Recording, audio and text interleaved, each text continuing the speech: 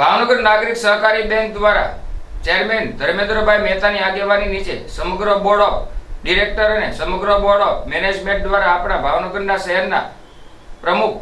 કુમારભાઈ શાહનું ખૂબ જ સરસ રીતે માતાજીની ચૂંદડી ઓઢાડીને સન્માન કરવામાં આવ્યું હતું।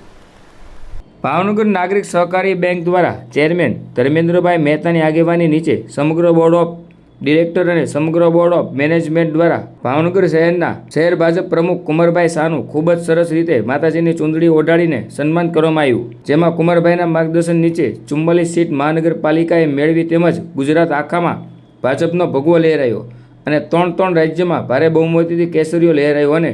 ભાજપે પ્રચંડ જીત મેળવી તે માટે થઈને કુમારભાઈ શાહ, મહામંત્રી નિલેશભાઈ રાવળ, મહામંત્રી નરેન્દ્રભાઈ ગોહિલ, મહામંત્રી મુકેશભાઈ ડાભીનું ભાવનગર નાગરિક બેંક પરિવાર વતી ચેરમેન ધર્મેન્દ્રભાઈ મહેતાએ ખૂબ જ સરસ મજાનું પ્રાસંગિક ઉદ્બોધન કર્યું, બેંકની વિકાસની ગાથા કહી